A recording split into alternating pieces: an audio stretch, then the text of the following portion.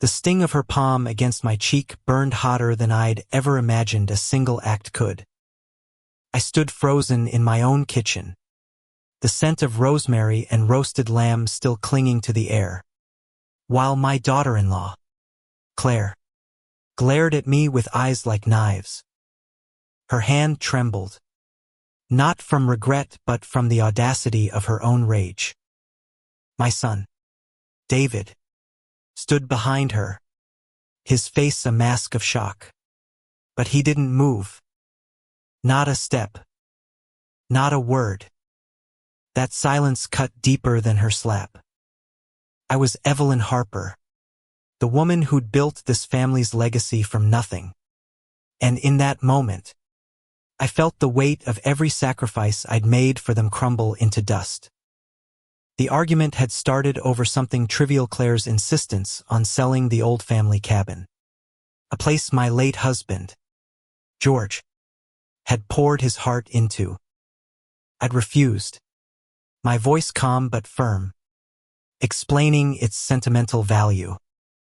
But Claire, with her manicured nails and designer heels, had scoffed, called me a relic clinging to the past. Then, as if the world slowed, her hand flew, and the crack of skin on skin echoed like a gunshot. The room fell silent. My grandchildren, Lily and Max, stared wide-eyed from the doorway. David's mouth opened, then closed. Claire didn't apologize. She just stood there, defiant, as if I'd deserved it. I didn't cry. Not then. Instead, I straightened my spine, smoothed my dress, and walked out of the kitchen, my heels clicking on the hardwood. The pain wasn't in my cheek. It was in the betrayal, in the way my own flesh and blood let it happen. That night, alone in my study, I pulled out my will. It was a document I'd crafted with care, ensuring each of my children, David, Sarah, and Michael, received their share of the estate George and I had built. The cabin, the investments, the house, they were all there, meticulously divided. But as I stared at the pages, Claire's sneer burned in my mind. Picked up my pen. The next morning, I called my lawyer, Margaret. She'd been with me for decades, her sharp mind as reliable as ever. "Evelyn, are you sure?" she asked when I told her what I wanted. The changes were precise, surgical. I didn't cut Claire out entirely, that would have been too simple. Instead, I shifted the balance. The cabin went to Sarah, who'd always loved it. David's share was reduced, tied to a trust with conditions he'd loathe. And I added a clause, one that would only be revealed at the right moment. Margaret's voice held a note of caution, but she drafted it exactly as I instructed. Days passed, and I let the family stew. Claire avoided me, her usual calls absent. David sent a text, a weak apology that felt more like obligation than sincerity. I didn't respond. Instead, I planned. The annual family dinner was approaching, a tradition George and I had started to keep us close. This year, it would be different. I invited everyone: David and Claire, Sarah and her husband, Tom, Michael and his partner, Lisa, and the grandchildren. I told them it was special, that I had an announcement. They assumed it was about my health or retirement. They were wrong. The dining room was set with precision white linens, crystal glasses, the chandelier casting soft light over the mahogany table. I'd cooked everything myself, a labor of love that felt more like armor now. As they arrived, I watched their faces, Claire's smile was tight, her eyes darting to David. He looked uneasy, tugging at his collar. Sarah hugged me, her warmth genuine, while Michael's quiet nod told me he sensed something was coming. The grandchildren chattered, oblivious to the storm brewing. I let them eat, let the clink of forks and forced laughter fill the air. Then, as dessert was served, I stood. "I've made some changes," I said, my voice steady. "To my will." The room stilled. Claire's fork froze midair. David's eyes widened. I nodded to Margaret, who joined us at my request. She opened her briefcase, pulled out the document, and began to read.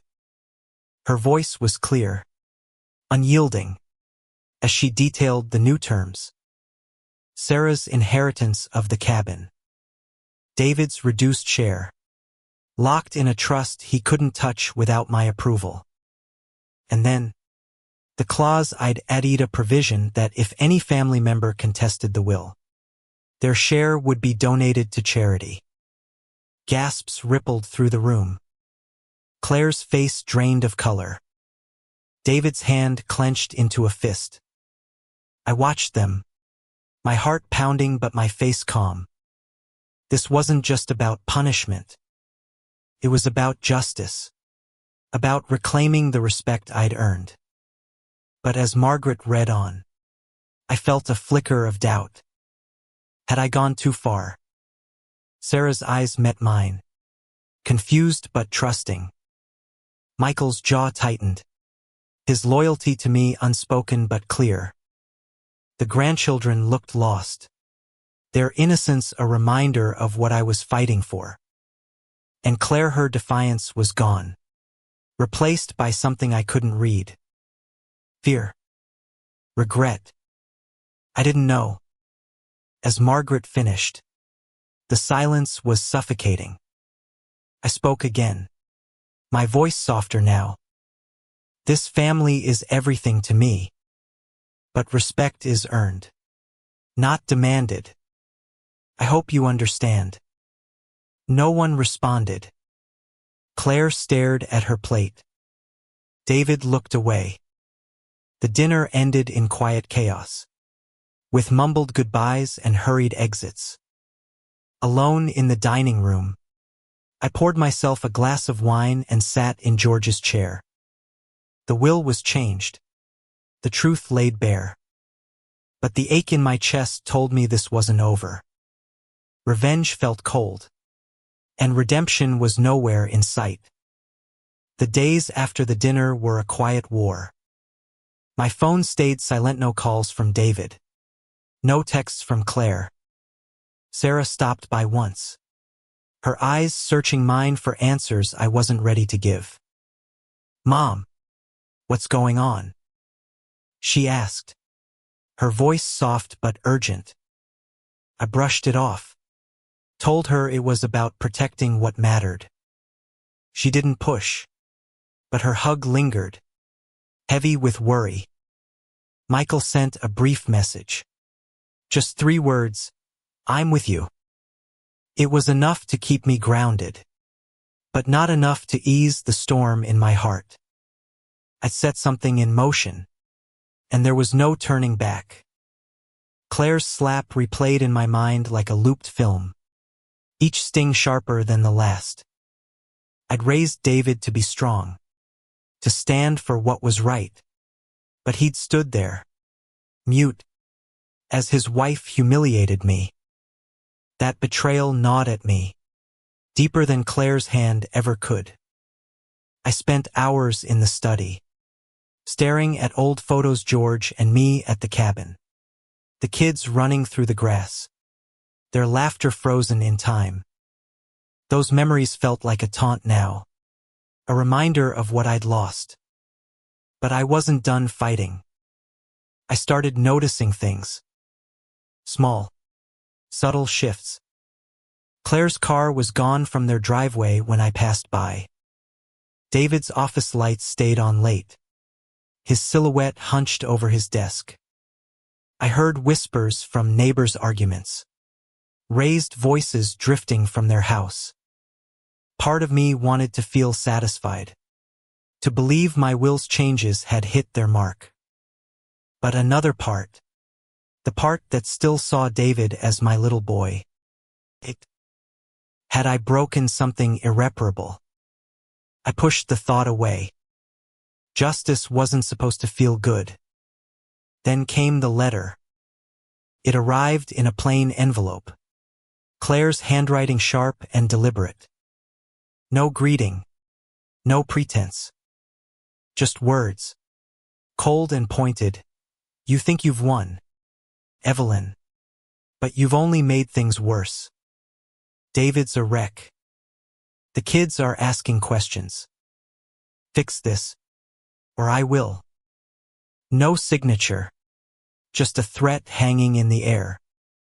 I read it again, my hand steady but my pulse racing. Fix this. She'd struck me, disrespected everything I'd built, and now demanded I bend. I crumpled the letter and tossed it into the fireplace, watching it burn. But her words lingered. I called Margaret again. Can they fight it? I asked, my voice tighter than I meant. She sighed, her tone professional but warm. They can try, but that clause about charity makes it risky. They'd lose everything. I nodded, though she couldn't see me. The clause was my shield, but it felt heavy, like armor that might crush me. I needed to know what Claire was planning. I needed to stay ahead. I invited Lily and Max over, using the excuse of baking cookies. They were 12 and 10, old enough to sense tension but young enough to spill truths without meaning to. As we rolled dough, Lily's chatter slowed, her eyes darting to me. Mom's been crying, she said, almost a whisper. Max nodded, his hands sticky with flour. Dad's mad all the time. Says you don't trust him. My heart sank, but I kept my smile. I love your dad, I said. Sometimes grown-ups disagree, but it doesn't change that. They nodded, but their eyes held questions I couldn't answer. That night, couldn't sleep. Claire's letter, Lily's words, David's silence, they swirled in my mind. A psychological maze I couldn't escape. I started digging. Not physically, but through the threads of our family's life. I called an old friend, a private investigator named Paul, who owed me a favor. Nothing invasive. I told him, just watch them. I hated myself for it, but I needed to know. Paul was discreet, his reports clinical. Claire was meeting summoning a lawyer, not Margaret. David was skipping work, spending hours at a bar. The pieces didn't fit, but they painted a picture of a family unraveling. I decided to confront David. Not at their house, where Claire's presence would poison the air, but at the cabin. I asked him to meet me there, alone. He agreed, his voice flat over the phone. When he arrived, he looked older, his eyes shadowed, his shoulders slumped. The cabin smelled of pine and memory, but the warmth was gone. Why, Mom? He asked. No preamble. Why the will? Why humiliate us? I wanted to scream, to ask why he'd let Claire strike me, but I held back. You didn't defend me, I said instead, my voice low. You let her cross a line. He flinched, but didn't deny it. She's my wife, he said. as if that explained everything. "And I'm your mother," I shot back. "Does that mean nothing?" We stood there, the distance between us wider than the lake outside. He apologized. Finally, his voice breaking. But it wasn't enough. Not yet. I told him about the trust, how he could earn it back through time, through loyalty. He nodded, but his eyes were distant. As he left, I wondered if I'd pushed him too far. Back home, I found another letter from Claire. This one was different, softer. "Evelyn, I'm sorry. I was wrong. Let's talk." My first instinct was to burn it, like the last. But something stopped me. Her words felt like a crack in her armor, a chance for something else. Redemption, maybe, or a trap. I didn't know which, but I knew I'd face her. Not for her sake, but for mine. For the family I still believed in, somewhere deep down. Claire's second letter sat on my desk for 2 days, its edges curling slightly in the summer heat. I read it over and over, searching for the catch. Her apology felt too neat, too sudden.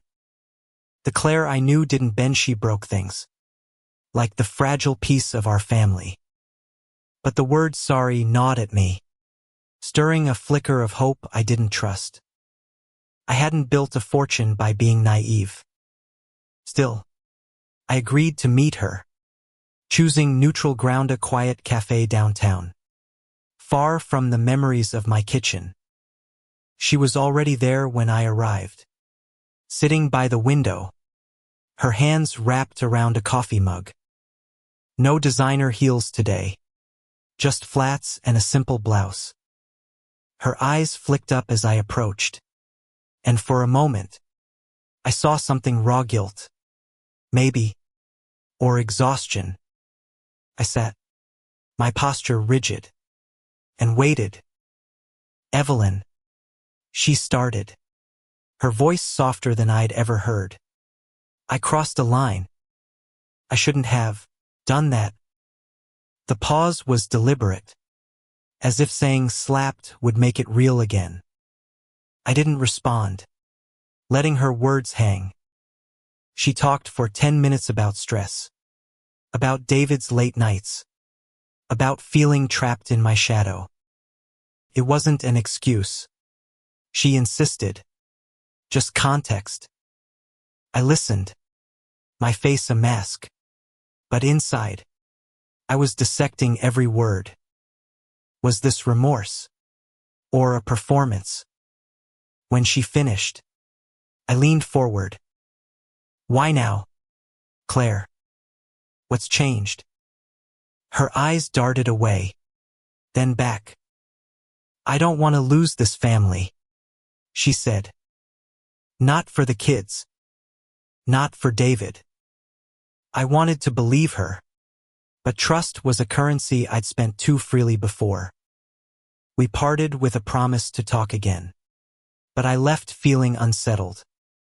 Her words didn't match the Claire who'd struck me, who'd sent that first venomous letter. I called Paul again, asking him to dig deeper. His next report was a jolt. Claire had met with a second lawyer, someone known for contesting wills. My stomach twisted. So this was her gameplay, the penitent. Then strike. I felt the old anger flare, but beneath it, something colder, resolve. The Claire wanted a fight. I'd give her one. I turned my attention to David. Our talk at the cabin had left me raw. His apology too little, too late. But he was my son, and some part of me still saw the boy who'd clung to me after George's death. I invited him for coffee, just the two of us. He looked worse than before, unshaven, his eyes bloodshot. "Mom," I'm trying, he said, his voice hoarse.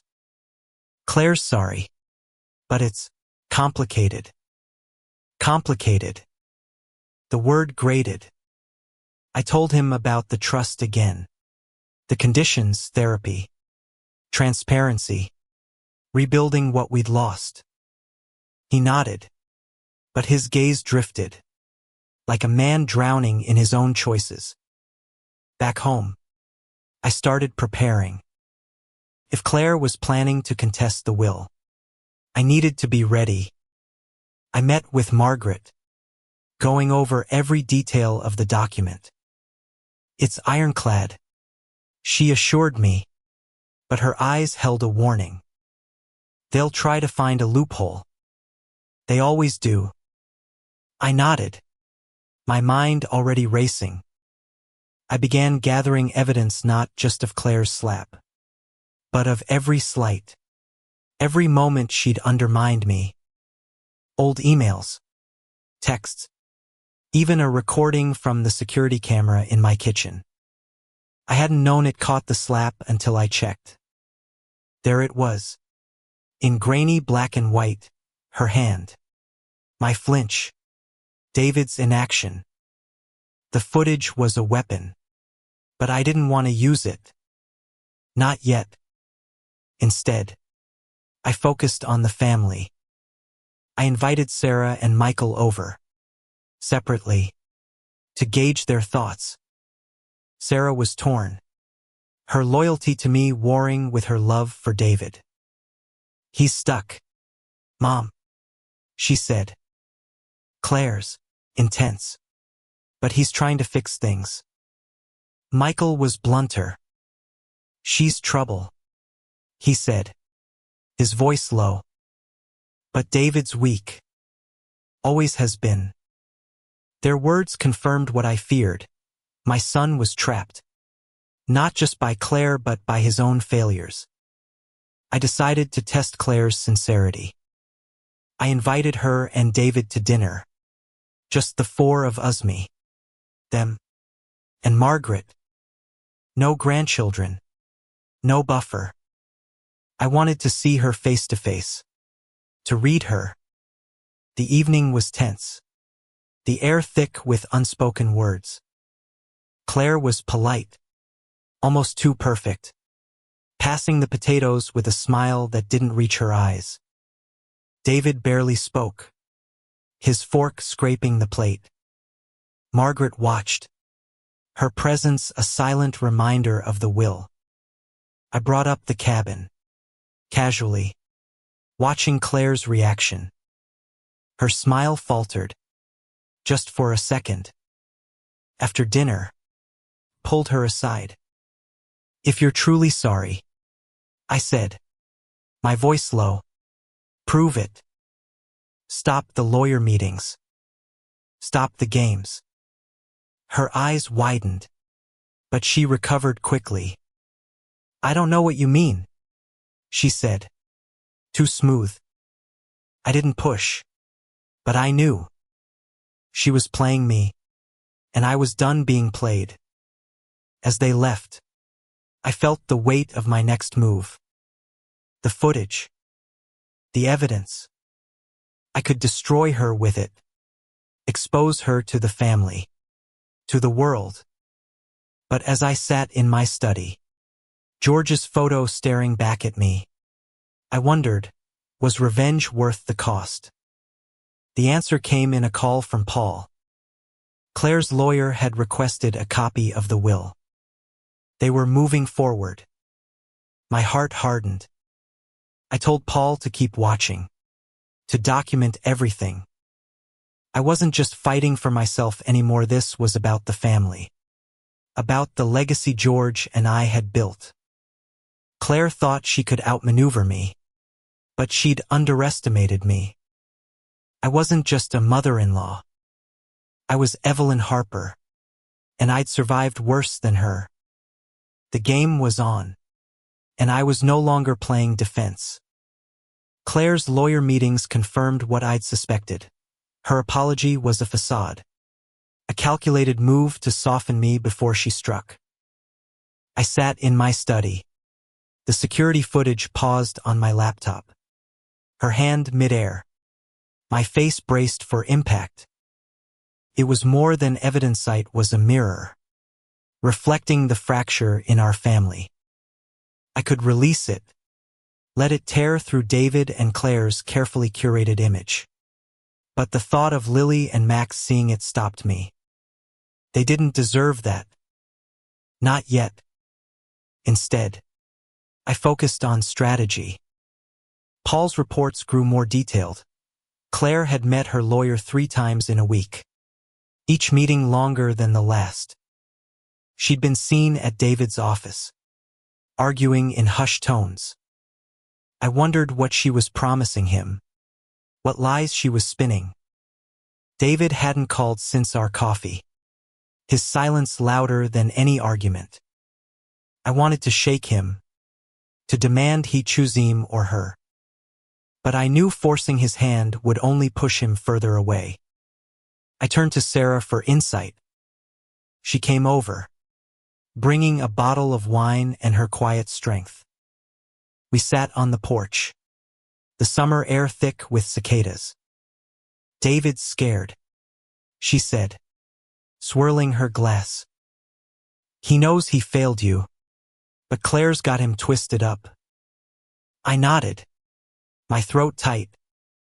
"Does he talk about me?" I asked. She hesitated, then shook her head. "Not much. But he's hurting, Mom. He just doesn't know how to fix it." Her words stung, but they fueled me. If David was hurting, maybe there was still a way to reach him. I decided to tighten the screws. I called Margaret and added a new condition to the trust. David had to attend family counseling with me, weekly, for a year, or his share would revert to Sarah and Michael. It was a gamble, but I needed to force his hand, to make him confront what he'd allowed. Margaret raised an eyebrow but complied, her pen moving swiftly. "You're playing with fire, Evelyn," she said. I smiled grimly. "I've been burned before." Claire's next move came faster than I expected. A formal letter arrived. Not from her but from her lawyer, requesting a mediation session to discuss the will. The language was polite, but the intent was clear. They were testing the waters, probing for weaknesses. I laughed. A sharp, bitter sound. Mediation. She thought she could negotiate her way out of this. I declined, citing personal reasons, and told Margaret to prepare for a fight. "They'll try emotional manipulation next," she warned. "Be ready." She was right. Claire showed up at my house unannounced, her face a mask of contrition. "Evelyn, please," she said, standing on my doorstep. "I want to make this right." I let her in, not because I believed her, but because I wanted to see how far she'd go. She sat on my couch, her hands clasped, and launched into a speech about family, about mistakes, about wanting to heal. It was polished, rehearsed. I listened, my expression neutral, but inside, I was cataloging every word, every gesture. She mentioned the kids, how they missed me. That hit hard, but I didn't flinch. "Why the lawyer, Claire?" I asked, cutting through her monologue. Her face froze, just for a second, but it was enough. I just wanted advice," she stammered. "To understand the will." I leaned forward, my voice low. "You understand it perfectly. You just don't like it." She opened her mouth, then closed it. For the first time, I saw fear in her eyes, not of me, but of being caught. I stood, signaling the conversation was over. Fix this with actions, not words, I said. She left. Her steps hurried, and I knew I'd rattled her. Paul's next report confirmed it. Claire had canceled her latest lawyer meeting. Progress. Maybe. But I wasn't fooled. She was regrouping, not retreating. I decided to shift focus to the grandchildren. I invited Lily and Max for a weekend at the cabin, hoping to shield them from the tension. They arrived with backpacks and shy smiles, their innocence a balm for my bruised heart. We hiked, fished, and roasted marshmallows, the lake sparkling under the sun. But at night, as they slept, I overheard Max whisper to Lily, "Why's Mom so mad at Grandma?" My chest tightened. I had to protect them, no matter the cost. I started writing letters not to Claire or David, but to the kids. Letters for the future, explaining why I'd done what I did, why the will had changed. I poured my heart into them, my love for this family, my grief over its cracks. I sealed them in a box, to be opened when they were older. It was my insurance, my way of ensuring they'd know the truth, even if I wasn't there to tell it. But the fight wasn't over. Paul called late one night, his voice urgent. "Claire's been digging into your past," he said. "Old business deals, George's investments. She's looking for dirt." My blood ran cold. George and I had built our wealth honestly. But no one's life is spotless. If Claire found something, anything, she could use it to challenge my credibility, to paint me as the villain. I thanked Paul and hung up, my mind racing. This wasn't just about the will anymore. It was about my legacy, my name. I had to end this, one way or another. Claire's digging into my past was a line I hadn't expected her to cross. It wasn't just about the will anymore. It was personal, a direct attack on the life George and I had built. I sat in my study, the box of letters to Lily and Max on the desk, their weight grounding me. I wasn't afraid, not exactly, but I felt the pressure mounting, a psychological vice tightening around me. Claire was cunning, and I'd underestimated her. But I wasn't defenseless. I'd survived boardroom battles and family crises. I could handle her. I called Paul first thing in the morning. "Find out what she's after," I said, my voice steady. "Every detail." He promised results within days. While I waited, I went through old files, tax records, business contracts, anything Claire might use. George and I had always been meticulous, but there were gray areas, deals from decades ago that could be twisted out of context. I found nothing damning, but the exercise left me uneasy. What was she hoping to uncover? And why now? I decided to confront David again, this time at his office. I wanted him away from Claire's influence, on his own turf. He looked startled when I walked in, his desk cluttered with papers. "Mom, what's this about?" he asked, his tone wary. I didn't sit.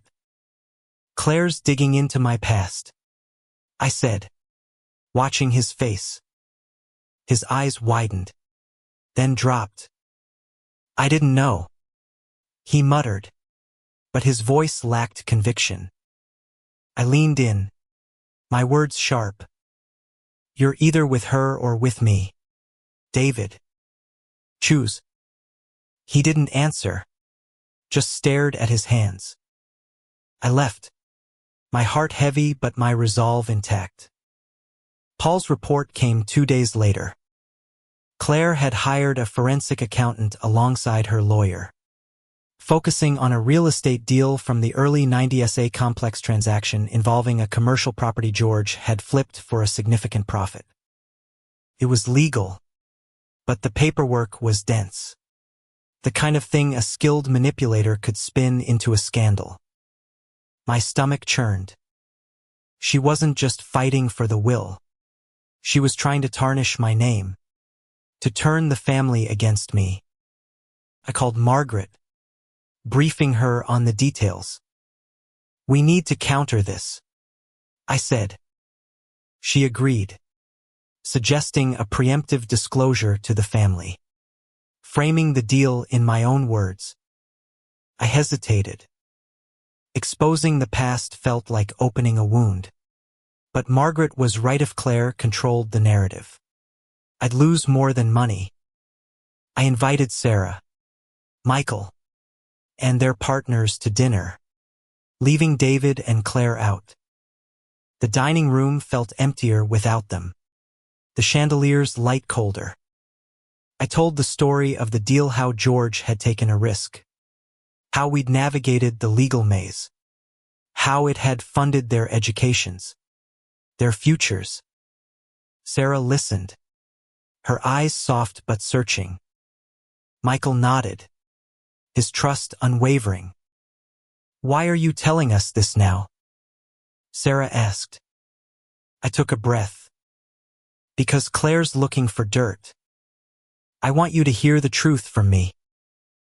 They didn't ask questions, but the air shifted. Sarah hugged me tightly before leaving, whispering, "We're with you, Mom." Michael's handshake was firm, his eyes steady.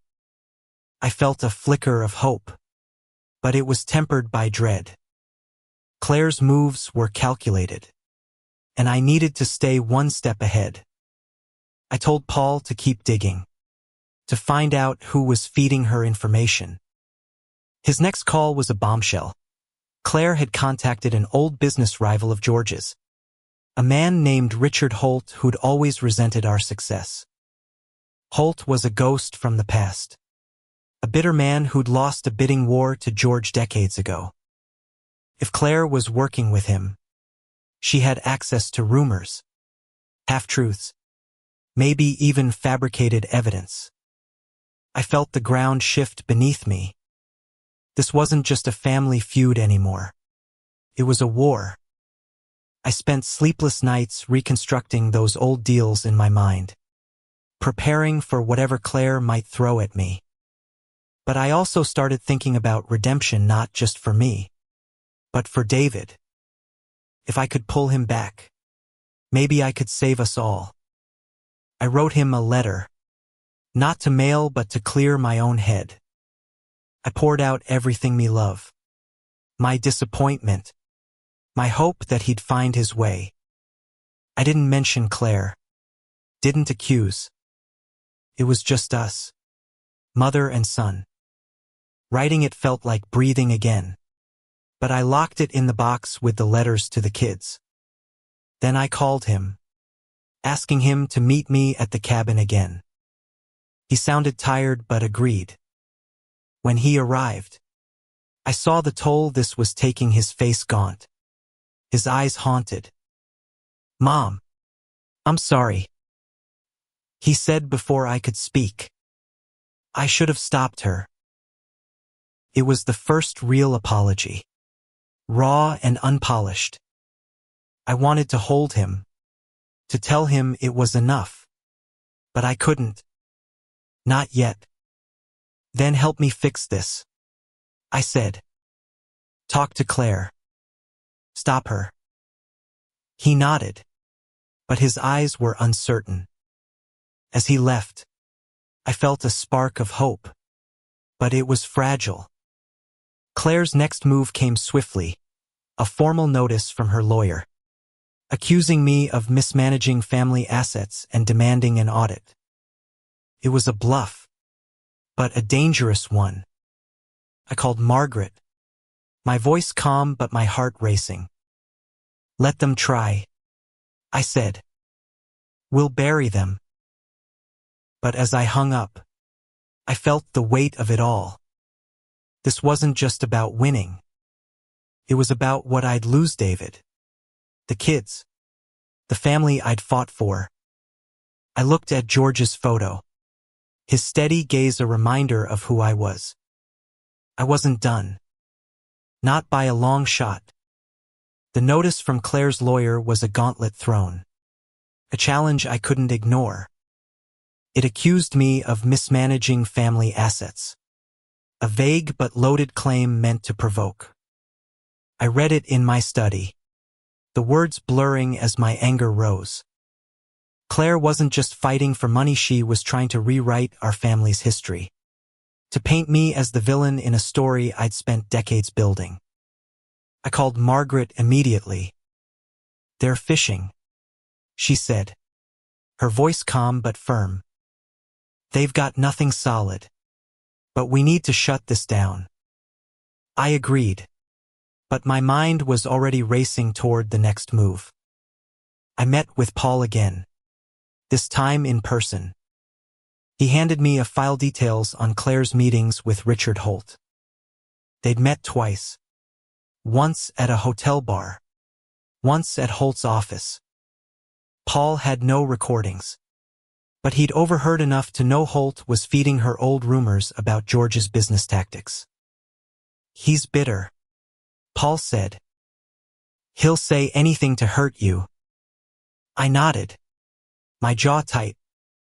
Holt was a vulture, circling a legacy he couldn't touch. But Claire, she was the real threat, using his venom to poison my family. I decided to confront her. But not directly, not yet. I needed leverage. I went back to the security footage. Watching it again. The slap was clear. But so was David's inaction. His frozen stance a silent betrayal. I copied the file to a USB drive. A weapon I hoped I wouldn't need. Then I called Sarah and Michael, asking them to come over. I needed allies. And they were the only ones I fully trusted. When they arrived, I showed them the footage.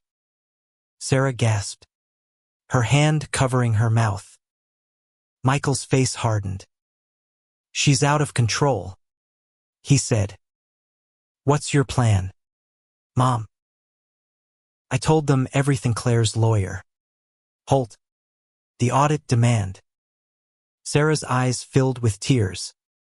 But Michael's were steady, calculating. We'll back you, he said. Whatever it takes. Sarah nodded, though her voice trembled. But what about David?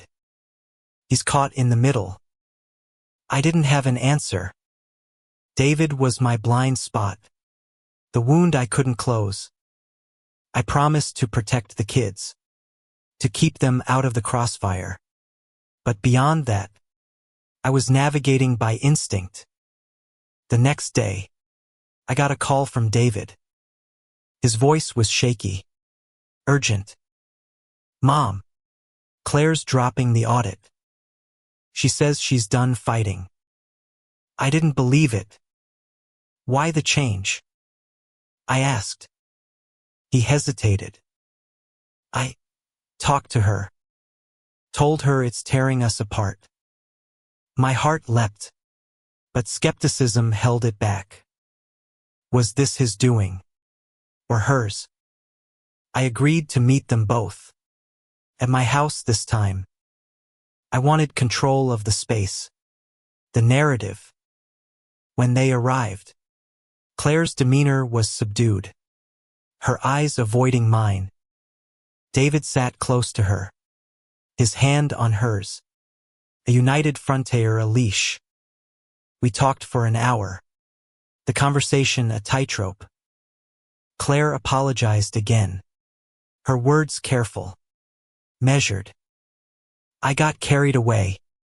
She said. I didn't mean to hurt you. I watched her, searching for the lie. David chimed in, promising to work on their marriage, to rebuild trust. I wanted to believe them, but the USB drive in my pocket felt heavy. Words aren't enough, I said finally. Show me. Claire nodded, her face unreadable. David squeezed her hand, but his eyes were on me, pleading. After they left, I felt no relief.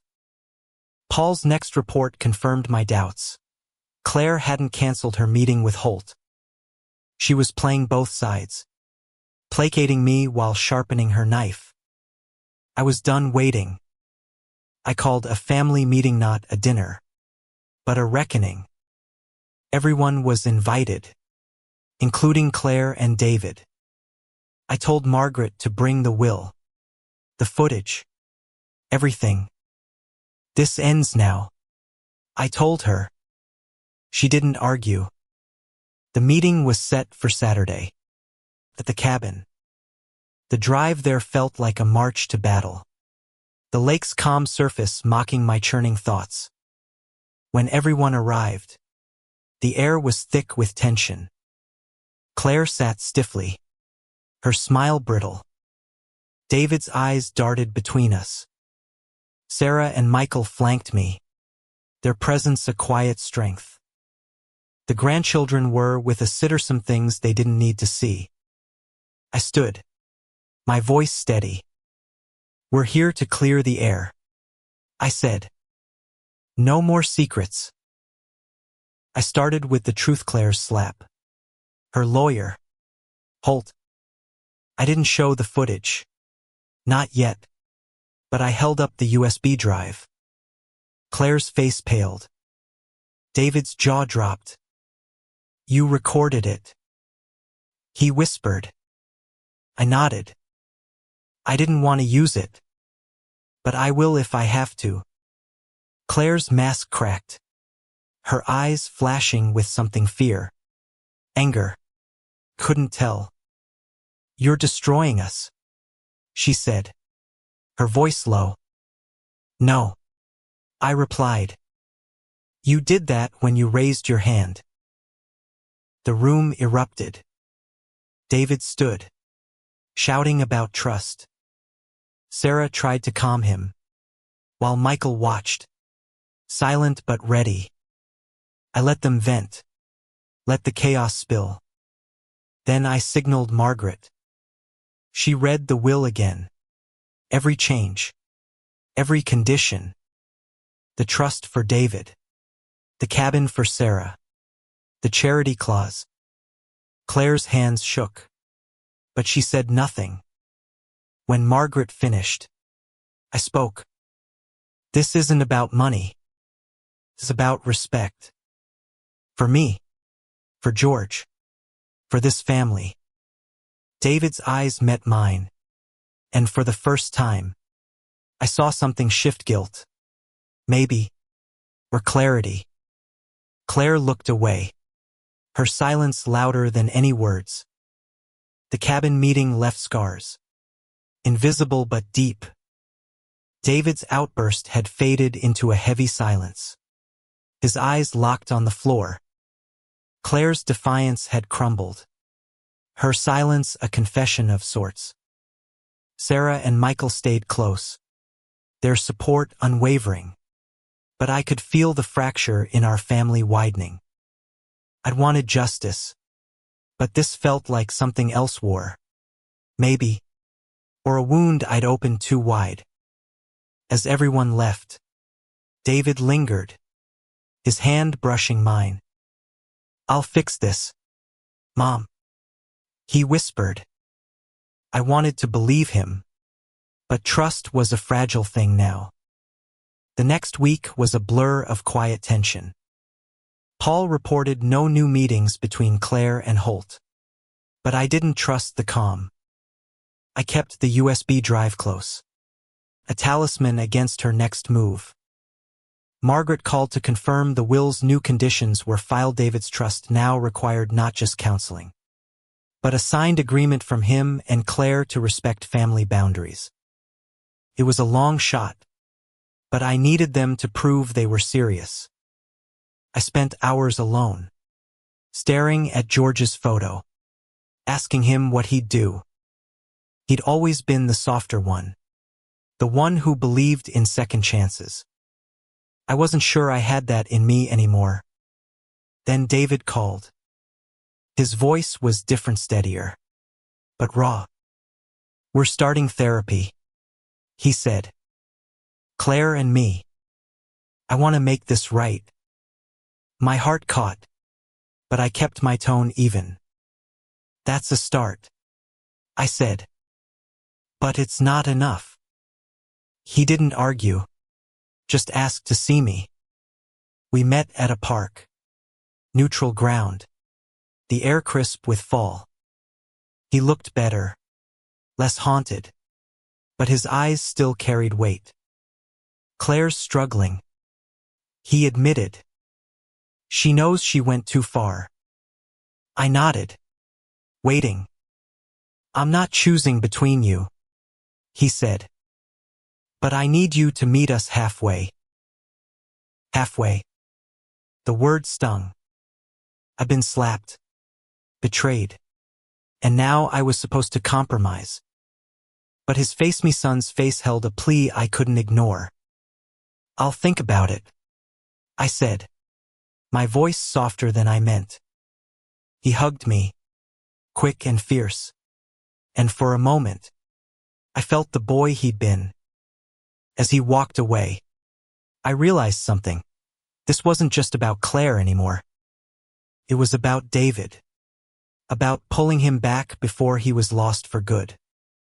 I invited Claire for coffee. Alone. She arrived wary, her posture defensive. I didn't waste time. "You're in therapy," I said. "That's good. But I need more than promises." She nodded, her eyes downcast. "I'm trying, Evelyn. I don't know how to fix this." Her voice broke, and for the first time, I saw cracks in her armor, real ones, not the rehearsed ones. I leaned forward. "Stop the lawyer. Stop Holt. Prove you mean it." She met my gaze, and I saw something new: shame. "I already did," she said quietly. "I cut ties with Holt last week." I didn't trust her. Not fully. But Paul confirmed it. No contact with Holt. No lawyer meetings. Claire was either sincere or playing a longer game. I decided to test her further. I invited the whole family to the cabin for a weekend. No lawyers. No agendas. Just us. It was a risk. But I needed to see if we could rebuild. If redemption was possible. The kids were thrilled. Their laughter filling the car as we drove up. Claire was quiet, helping with chores but keeping her distance. David stuck close to her, his eyes searching mine for approval. The first night was tense, the air thick with unspoken words. We played board games. The kids' giggles a fragile bridge between us. Claire joined in, her smile hesitant but real. I watched her, looking for the lie, but found none. At dinner, David raised a glass, his voice unsteady. "To family," he said. "To starting over." Everyone echoed him, even me, though my heart wasn't fully in it. Later, as we sat by the fire, Claire spoke up. "Evelyn, I'm sorry. Not just for that day. For everything." Her voice trembled, and I saw tears in her eyes. I didn't respond right away. The apology felt genuine. but words had burned me before. "Thank you," I said finally, my tone neutral. "But it's actions that matter." She nodded, wiping her eyes. David reached for her hand, and I saw something shift in him: strength. Maybe. Or resolve. The kids slept soundly that night, unaware of the weight we carried. I stayed up, staring at the lake, wondering if I could forgive. George's voice echoed in my mind. "Family's worth it." Was it? I wasn't sure. The weekend wasn't a miracle. Tensions lingered, glances sharp and silences heavy. But there were moments: Lily hugging Claire, Max asking me to fish, David laughing with Sarah that felt like steps. Small, shaky steps toward something better. I didn't show the footage. Didn't need to. The threat of it was enough. A shadow Claire knew was there. When we left, I felt lighter, but not free. The will stood, the trust conditions unchanged. I wasn't ready to let go of my armor. Not yet. Back home, I opened the box of letters.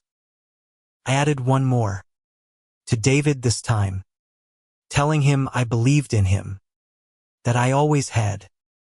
I didn't send it. Not yet. But writing it felt like a promisito hymn. To myself. To the family we might still save. The cabin weekend left me raw. Hopeful but guarded. Claire's tears by the fire had felt real. But I'd been burned before. David's toast to family lingered in my mind. A fragile thread I wanted to pull but feared would snap. Back home, I kept the USB drive locked in my safe. Its existence a quiet threat I hoped never to use. Paul's report slowed. Claire had gone quiet. No meetings. No calls to Holt or her lawyer. It was either a retreat or a regrouping, and I wasn't ready to lower my guard. I focused on the kids first. Lily and Max deserved better than this war. I started calling them daily. Small chats about school, their friends, their dreams. Lily told me she wanted to be a writer. Max dreamed of fishing with me every summer. Their voices were a lifeline, pulling me back to why I'd fought so hard. I invited them over often, baking cookies, playing games, rebuilding the warmth Claire's slap had stolen. They never mentioned their parents' fights, but I saw it in their eyes: confusion, fear, hope. David and Claire kept up with therapy, or so David told me. He called weekly, updating me with cautious optimism. "She's trying, Mom," he said, his voice earnest. "We both are." I listened, nodded, but didn't soften the trust conditions. Actions, not words, would sway me.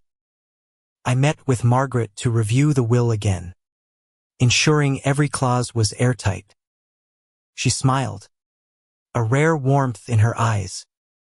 "You're a force, Evelyn. They don't stand a chance." I wanted to believe her, but the weight of the fight pressed on me still. Then came a breakthrough. Small but significant. Claire sent a Pacagino note. Just a photo album. Inside were pictures of the family. Spanning years, George and me at the cabin. David as a boy. Lily and Max as babies. On the last page, a recent photos at the cabin weekend. Smiling by the lake. My throat tightened. It wasn't an apology, but it was a gesture. A step. I didn't call her. Didn't acknowledge it. Instead, I placed the album on my shelf, next to George's photo, and let it sit. A quiet question mark. Months passed. The seasons shifting from fall to winter. David and Claire invited me to their house for Christmas. A first since the slap. I hesitated. The memory of that kitchen stinging. But I went for the kids. The house was warm, decorated with lights and a towering tree. Claire greeted me with a tentative smile. David with a hug that felt like relief. The kids ran to me, their joy untainted. Dinner was careful, polite, but there were moments Claire passing me the gravy. David laughing at Max's joke that felt like healing. After dinner, Claire pulled me aside. I stopped everything, she said, her voice low. No lawyers, no Holt. I want this to work. Her eyes held mine, steady. No trace of the defiance I'd seen before. I nodded, my words measured. Keep going. For them. I gestured to the kids, who were unwrapping gifts with shrieks of delight. She swallowed, nodded back. It wasn't forgiveness. Not yet. But it was a door cracked open. Spring brought change. David and Claire completed their therapy. And David sent me a letter, not an email. But handwritten. Like the ones I'd written to the kids. He apologized. Not just for the slap, but for his silence. His weakness. I'm trying to be the son you deserve. He wrote. I cried reading it. The first tears I'd allowed since this began. I called him. Told him I was proud. Told him to keep fighting. He promised he would. Claire, too, reached out, asking to meet regularly, to rebuild. I agreed, cautious but willing. The final test came a year after the dinner. I called another family meeting, this time at home. Everyone came: Sarah, Michael, their partners, David, Claire, the kids. No lawyers, no agendas. I stood, my voice steady but softer than before. I've seen change, I said. From David, from Claire. I'm not erasing the past, but I'm ready to move forward. I nodded to Margaret, who pulled out the will. I'd made one last change. David's trust conditions were eased. His share partially restored. Contingent on continued therapy. Claire's eyes widened, but she said nothing, just squeezed David's hand. The room was quiet, but it wasn't the suffocating silence of a year ago. It was heavy with possibility. Lily hugged me. Max tugged my sleeve. And Sarah's smile was warm. Michael nodded, his approval silent but clear. David and Claire stayed late, helping clean up, their laughter mingling with the kids. As they left, Claire paused. Thank you, Evelyn, she said, her voice barely a whisper. I nodded, my heart full but guarded. That night, alone, I opened the box of letters. I added one more. To George. I told him about the fight, the pain, the steps toward redemption. I told him I'd protected our legacy. But more importantly, our family. I sealed it, placed it with the others, and locked the box. The USB drive stayed in the safe, untouched. I didn't need it anymore. The war was over, not won, but ended. Justice had shifted into something softer, something I hadn't expected: hope. For David, for Claire, for us all.